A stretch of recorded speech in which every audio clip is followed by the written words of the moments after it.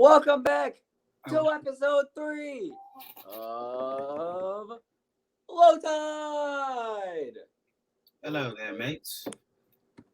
The Wander and McDilly, Ride the Tide Sports Podcast productions of Low Tide, episode 3. Roll the intro video.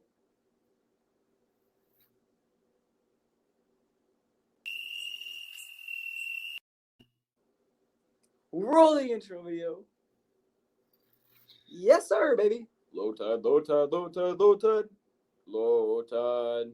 I'll say it every time until there's one made. I don't give a shit. I'll keep doing it. But ladies and gentlemen, welcome back to episode 3. Once again, we got your baseball, we got your basketball, and we got your puck. It's pretty simple, and we're just going to start banging it out immediately with the baseball. So, well, first off, Jesse, how you doing? I'm doing quite swell. Having a pretty solid day. Almost had to go into work, huh? Yeah, almost.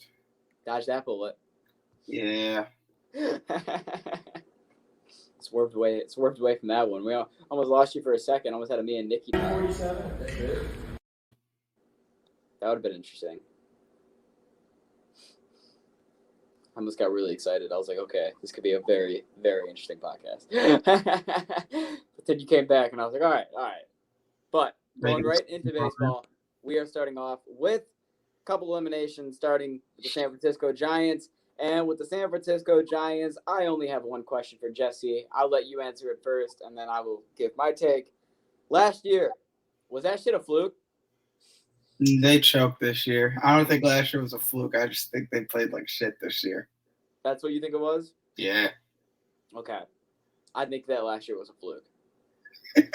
I think last year was a very good pitching rotation, a very good pitching staff that held up. Think of the Detroit Tigers pitching staff first half of the year, right? It's like if we had consistent bats, we would have won the Central. That's all we would have needed. And that I think last year that they had consistent bats with Pop, and they had a couple people with like Jock and Yaz and Buster, who was just going crazy his final year, who were putting up big numbers. And I think that last year that helped them a lot. And this pitching staff with a couple injuries and this and that, I don't think that they're going to be a playoff contender next year. And I think that last year was, I would say fluke is a strong word, but I would say that they shouldn't have made the playoffs last year. And that wild card loss to the Dodgers, I mean, showing what the Dodgers ended up placing at the end of the season, going to the Final Four, I think that it showed that that was the case in the first place. That's what I think, though. I mean, I just think that the Giants are a team that, they always got good potential, but they were just on some dummy shit last year. Yeah. No one was ready for them to hang with the Dodgers. Just think about how shocked we were last year. Yeah. It didn't make any sense. It didn't make sense, but they were doing it. That's true. Could have did it again this year. They couldn't hit. That division was OP'd to where if you're gonna have a good season, you're gonna get the bounces, you're gonna get the luck. It's gonna be very hard to do that more than one season. Yeah. That's how I look at it. Unless you're the Dodgers. That's true, but they're not the only team who got eliminated, because another team that was in the playoffs last year that is no longer in the playoffs this year is the Boston Red Sox. They were in the hardest division in baseball, but at the same time, they didn't look like the Red Sox. They kind of flopped. I think the Red Sox looks very Red Sox this year. Maybe not, the normal games you get from Boston, but they don't have that good of a roster to me. No, they always just had similar to San Francisco, those key players. But the difference between Boston and what San Francisco did last year is that those key players were unbelievably clutch. And that was the biggest reason of why they had so many walk-offs last year and they did so well in postseason. But Boston, if you get them to postseason, and honestly now, it's any fucking sport in Boston. You get them to postseason, they're going to do well. They're not going to go down getting swept. They're not going to go down and getting blown out. It's not going to happen. So I think that kind of goes into it. But the Red Sox are a team that for some reason next year they could be at the bottom of the division or they could be at the top of that division. That division is going to be so difficult because in the offseason, they got the money and I expect them to make a move. Because like I said before, I think Xander's going to be gone. Okay? Really? I think Xander's going to be gone. And I think they're going to spend some money on more than one player. Do I think that's going to help them be better, worse, or the middle next year? I have no fucking idea. Because Toronto is probably going to spend money. Baltimore is going to spend money. And the Yankees have Aaron Judge. So, who knows? Who knows? But, man, I don't know. I think the Red Sox are missing more than they think they are. I think they are as well. I think the Red Sox are currently on a decline. And unless they can get something going in the offseason that really makes you turn around, they might go into a rebuild, which is weird to say. But if Xander leaves and let's say JD leaves, or Xander leaves and fucking what's his name? Vasquez. Oh no, Vasquez already left. Yeah, I was about to say. I don't even know if he's still there. So yeah, I was gonna say there's not a whole lot of players left where if they do leave, a rebuild could definitely be possible. So, I mean, what are you gonna do? You're gonna Chris Sale? I mean, yeah. What are you gonna do with him? But now it's time to talk about the true AL Central champs. And as Tyler told me before the podcast, I'm actually shocked. If you would have told me before the season that the Guardians were going to win the division, I would have told you the White Sox are going to win. And if not, give it to Detroit. Fucking hell did that go wrong. But the Guardians came in and they were just consistent all year. They weren't talked about as going on crazy stretches. They didn't do anything crazy offensively. They were just fucking consistent. They were very similar to San Francisco from last year. Under the radar team. No one was talking about them in the AL because we're looking at Houston and New York. And then they just kind of kept floating under there in the 3 spot all year. Hey, there goes some Guardians. Hey, man. Sorry. They slip. What can I say? My father told me, swearing is caring.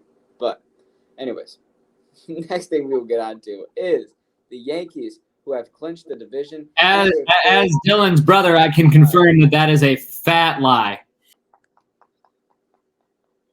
Swearing is caring. Look it up. The Yankees have clinched the division and have clinched the first round bye. Is anyone surprised? Jesse? Nah. I think anyone could have told us this was coming from the way the beginning of the season started out. Especially from the way that Aaron Judge was playing. And Aaron Judge, he's still on history's doorstep. He's still looking for number 61 to tie the AL record. But I think that he is still going to get it. And I think that the Yankees are, like we said before, I got into this last podcast, the Yankees have the talent to go to the World Series.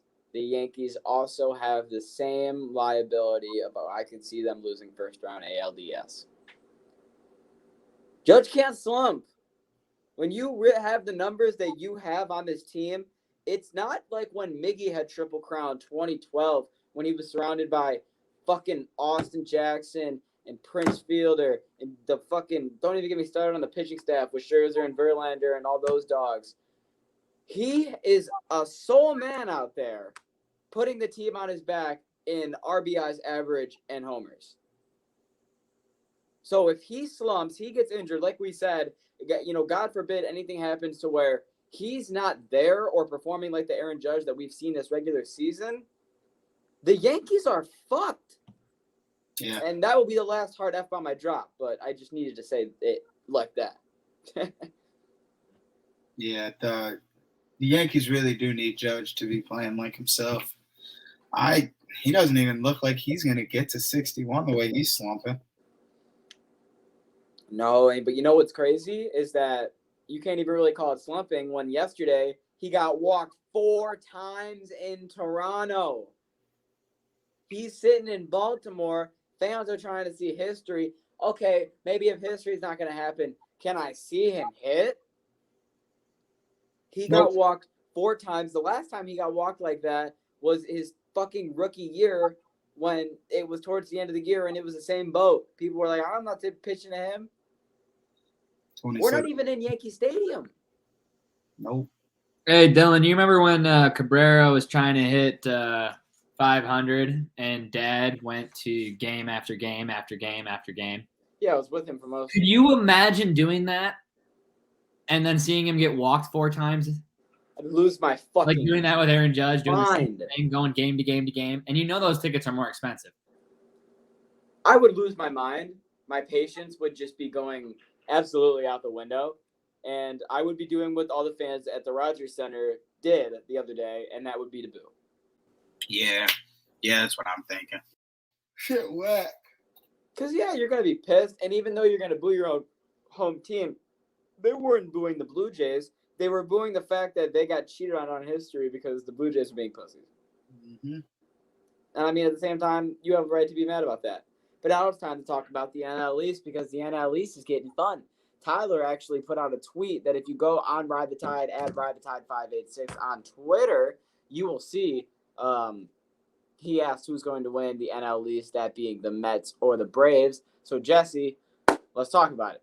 Now, Mets and Braves. I'm going to ask you Dylan, first. you know what? Indeed, I did. And before we get into this, let's just go over what we have so far. Right now, Jacob Donnellan saying Braves. Ben Holloway says Mets. Ben says Phillies. Somehow, I don't care. I don't know or care how, but they will. But they're not. And then we got another Mets and a Braves just came in from Thick Nash. All right, Jesse, I'll send it to you first on the solo box. Who do you have winning and why? Definitely going to take the Braves because I just don't believe in the Mets units when it comes down to it. I feel like their top 3 hitters, you're not going to be able to notice they're their top 3 hitters by the time it comes around. They disappear when it's time to be clutch, when it's time to sit down and handle the dirty stuff. Yeah, I agree, but I don't know. Polar Pete's kind of going on a tear. I think I'm going to have to agree with you, though. I'm going to have to say that I'm going to take Atlanta for 2 reasons. One, the Mets met it up, and I cannot trust them.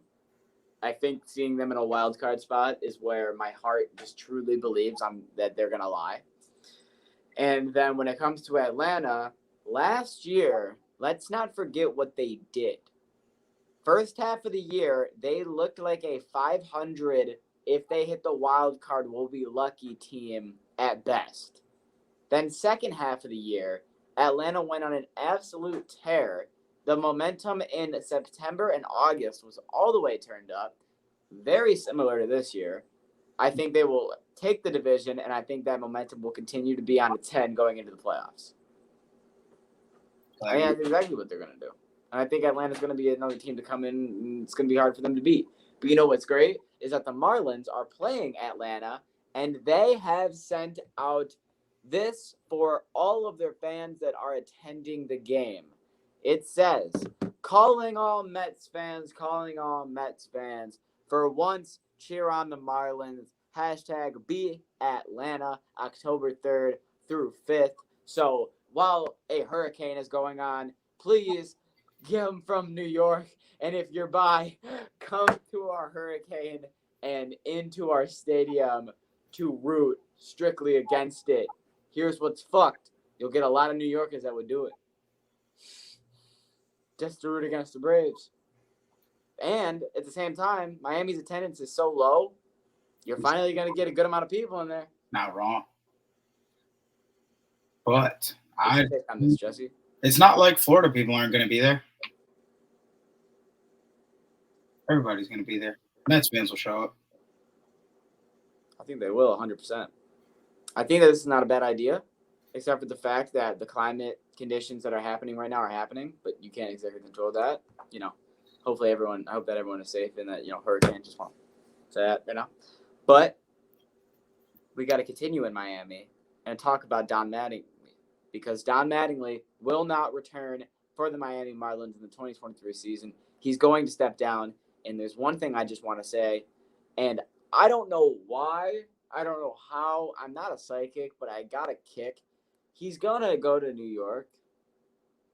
He's going to go back to New York, where he won that World Series. The fans fucking love him, okay? They fucking love him. This is true. You know who they don't love, even though their record is what it is? Aaron Boone.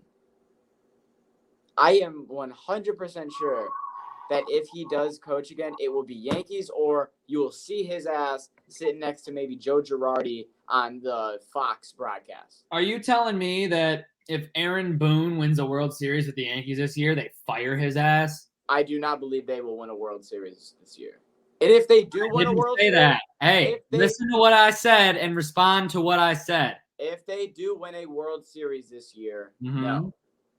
Okay, that's what I asked you. That would be the one condition that I would say, or exception, I would say. Because there's your controversy right there. Yeah, I would agree with you on that. If they do win the World Series, then yes, obviously Aaron Boone's going to stay. But then you're going to get all your Yankees fans that are going to be happy for a year. But then if they start off bad next year because, God forbid, let's say Judge gets hurt or something, it's going to be a whole thing.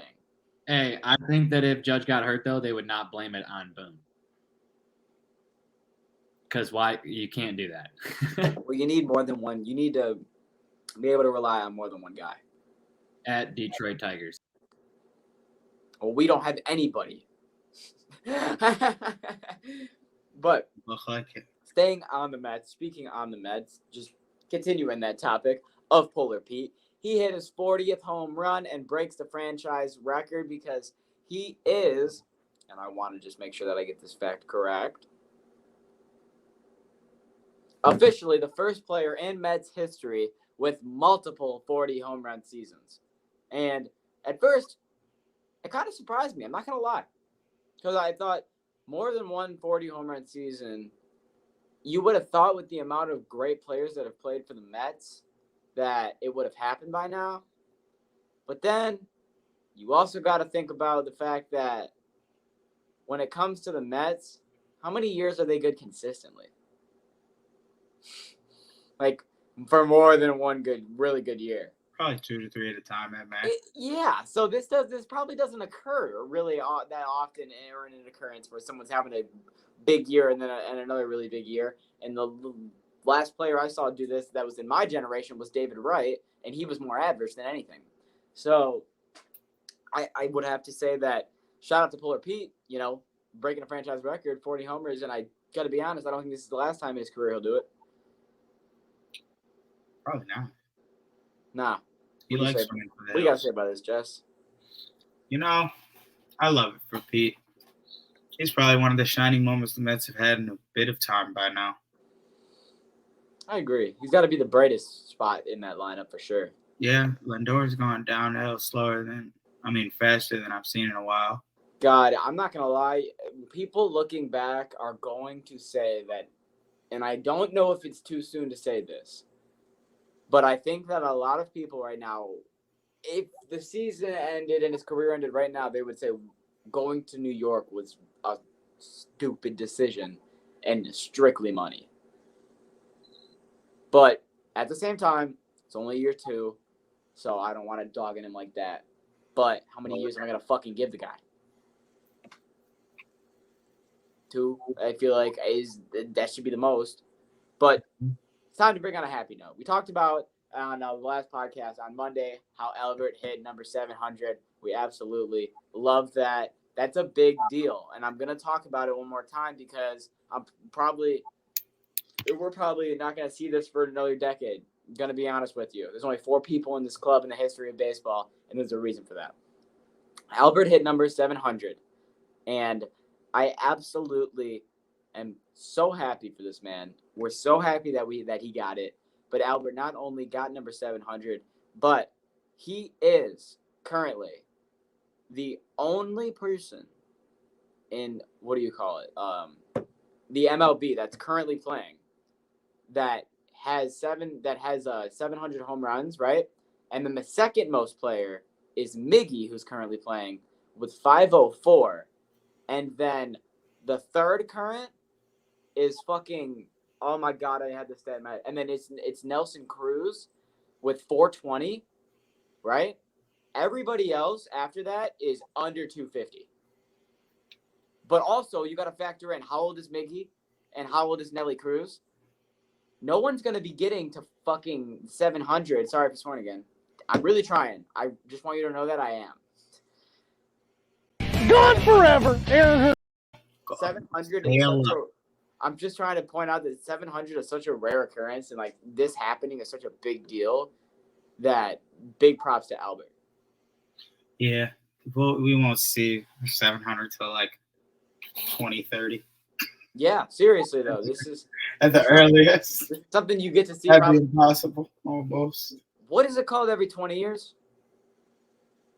It's 1000. I don't know what 20 would be. It'd just be 2 decades. Okay, so I would say it's probably something you see every 2 decades. That's how I would say I would look at it. It's a big deal. So I really just want to reiterate that. But you want to go quarter of a century, 25 years? There we go. I would say that. Yeah, I'd say you see it about every quarter of a century. But going on to Albert, because I haven't even talked about it yet, it led the Cardinals to officially clinch the playoffs. So the Cardinals clinched it. That momentum was rolling. Last year, they had the momentum when they just barely got into the wild card after having to win fucking, 13 straight, 17 straight? Yeah, something crazy. It was unbelievable to finish out the season. So this year, they get to go in with, about 9-10 games left in the season, so maybe get to chill a little bit. And they clinched that berth, so shout out to the Cardinals. What's happening, Dev? Hey, you better get ready for Saturday, bro. Saturday's going to be wild in GV, October 1st. This Saturday, the tailgate, Ride the Tide Sports Podcast, 7 o'clock game, probably about 3 o'clock tailgate, 2 o'clock tailgate, whenever the gates open until they kick us out. That's the play. Just had to throw that in there. But going back to the Cardinals clinching the NL Central, Jesse, what do you got to say about this? I feel like the Cardinals make their way in it a good amount of times in a couple years, but at the same time, it just feels weird. Because, I could probably name, 4 players from that team in total. That's it. Yeah, I mean, I guess they're more defensive heavy and pitching oriented than they are offensively. Offensively, let's be honest, let's cut the bullshit. It's Paul Goldschmidt and Nolan Arenado. Yep. And that's about damn it, besides Pujols. Because Pujols actually has 22 bombs this year. It's not like, he is just scratching it. Gone forever. If you have to go on the tear that he had to go on to get to 700, his homer numbers are going to be up there. But Jesse, with only 10 games left in the year, I still managed to get a Baltimore Player of the Week. I didn't go all year without slipping in an Orioles Player of the Week because even though the playoffs are out of the picture, somebody's still trying to do something. And that's Anthony Santander.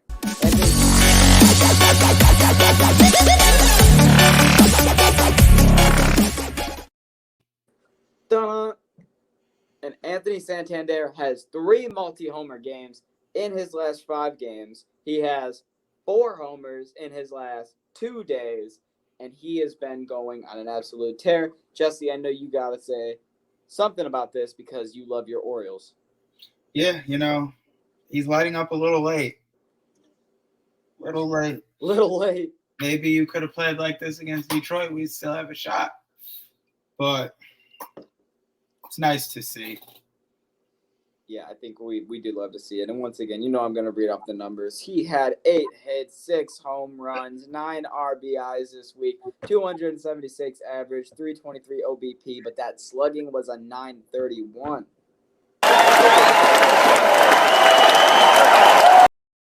So basically, he was getting out or he was hitting a homer. And shit, that'll get you Player of the Week if you do it 6 times and suck in 7 games. That will do it for you 100%. You'd love to see that. Grr. Yes, Jesse, that was a clip of Waddle growling. I thought so. I could tell. I was like, That's exactly what it was. But before we finish up on the baseball, we got two more things here. Starting with Luis Castillo signs a 5-year contract extension, and Mariner fans, they are happy about this one because Castillo came in. We talked about him joining the team at the trade deadline and what this was going to do for that team. Well, he's been doing it so far for that team, and he's been contributing very well, and that ultimately got him the big buck that he deserved. Yeah, Luis Castillo, he got pretty sure he was an all-star this year, right? Correct. Yep, and he's had a really solid season. He's definitely helped the Mariners in that second half make sure they didn't fall out, and they kept it grooving, only improved them. He deserves the money. He's a great pitcher. Yeah, and the Mariners haven't had a long-time pitcher they could rely on in a while since fucking Felix. So, good for the Mariners. They should be happy about this one. But now it's time to talk about this because holy hell. That's why you don't do drugs, kids. Richard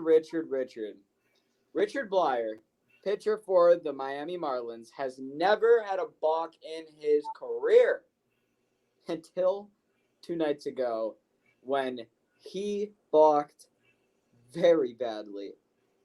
We're in the 8th inning, Jesse. Let me paint the picture for you, okay? We are in the bottom of the 8th inning. Miami is playing the Mets, and we have nobody on base. No, we have a runner on first that Richard just walked, okay? It was a 3-1 count. He walked him. Runner gets on to first base. Sure. So then he balks. He gets over to second. Now, Richard's all mad. He doesn't really understand how that was a balk. A little bit of chirping, this and that. Okay. Throws another pitch. It's a 2-1 count. Throws another pitch. Oh, he balked again. He balked twice. So now the runner goes to third base. He's getting pissed. How did I balk? That doesn't make any sense. You got Mattingly in the dugout getting mad. How did he balk? That didn't make any sense. So now everyone's getting pissed off.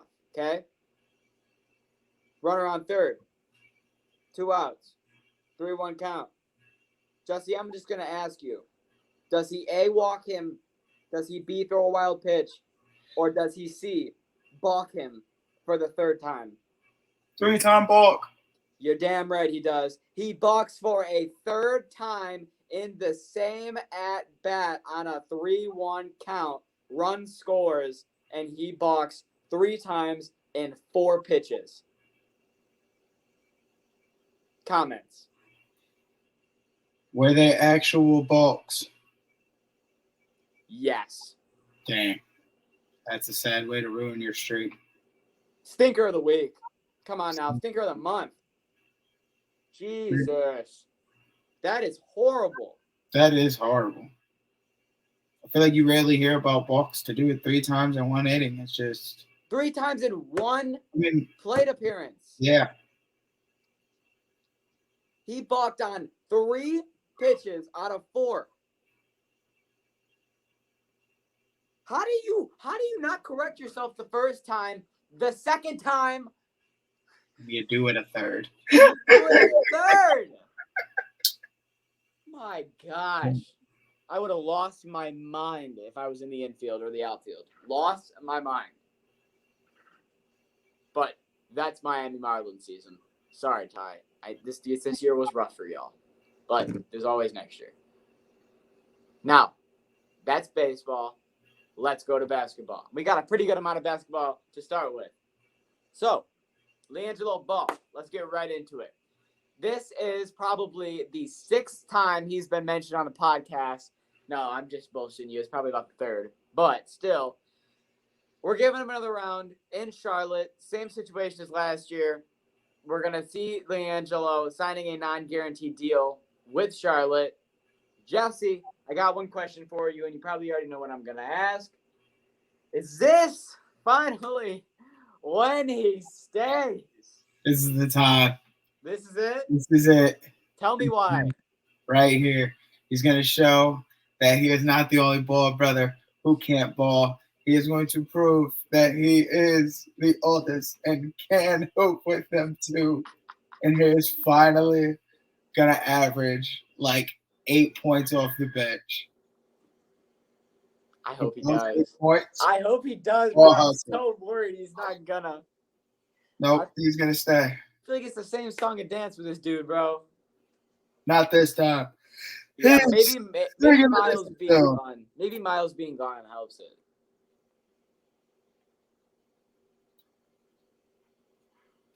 Yeah. What about all of that?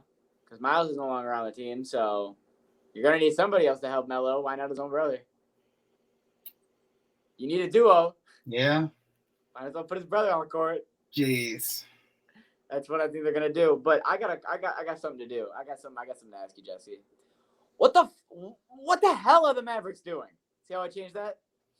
I almost dropped that F-bomb, but I changed it. What are they doing, bro? Because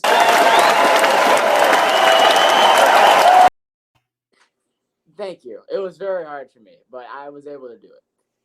Dallas has announced that JaVale McGee is starting at center, and they are using Christian Wood as the sixth man.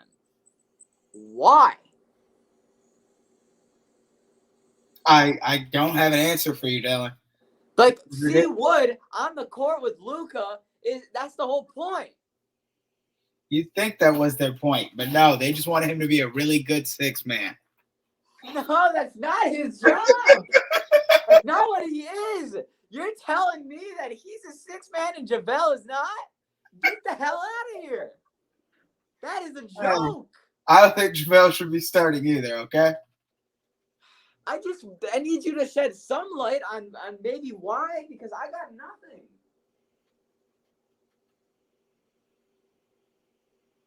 Nope, nothing. Fuck. I searched my brain. Couldn't find anything for you. God damn it, Dallas. Well, all I'm going to say is this better not last. This better be something that is corrected. I hope this is an experiment. Yes, and an experiment that will not work. That's my hypothesis on the experiment. Now, I also got a question for you, Jesse. What the hell is Jimmy Butler doing with his hair? He's got garlic knots on the end of his hair. He just got dreads. Braided up. He looks like, you know those black ropes that you go like this in the fucking gym class? It looks like he tied those around his head. You're seeming very, It looks stupid. That's fucking hilarious. I think, what are the players going to do a workout? Bam's going to walk up to him in the locker room and just, what are you doing, man? He's going to be breaking a sweat. Him, if he gets... I'm going to teabag him, lad. I'm going to teabag him like it's Modern Warfare 2. They look ridiculous. I don't know why he only has 4. And then he comes in and says, oh, I'm just doing it to piss off the media. No, you're not. You're doing it because you thought they looked good, and the media hates them. We've seen Jimmy Butler. He's been switching his hair for the last couple times he shows up. I think he's just tried some stuff out. Jimmy Butler went from the NBA to the WNBA. No BS, bro. He don't even look like Jimmy, bro. I remember when they first posted his braids and we talked about it real quick, and him sitting in the gym, bro. It looked like a different human. It looked like Aaron Jones' little brother or some shit. I didn't understand it. So now you want to talk about blasphemy. Let's talk about some even more blasphemy, because how the hell is this man James Harden going to look at me in a press conference and say that he lost 100 pounds in the offseason? What? You did not lose 100 pounds in the offseason. James Harden went on quote of saying, I have lost 100 pounds in the offseason. Tweet that.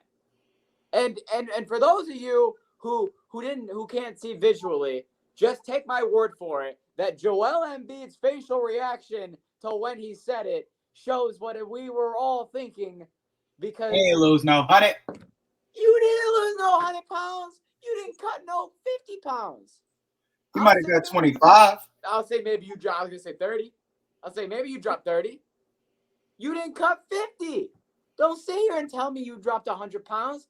You still got too much meat on you. There's no way. That's blasphemy. And I'm not going to let him get away with that shit, because we talked about James Harden finally knows his role, but clearly he doesn't know his weight, because this is not the truth. This is absolute bullshit. And I have one question for you, Jesse. Yeah. Do you think that James Harden is going to get bigger, smaller, or the same throughout the season? All right, let's just start off by saying that James Harden, first off, did cut out a lot of body fat and gained it in lean muscle. So he doesn't have to be a twig to lose weight.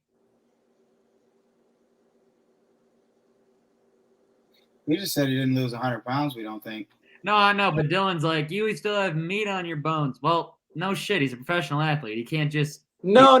What I meant by that is he's still a little chubby.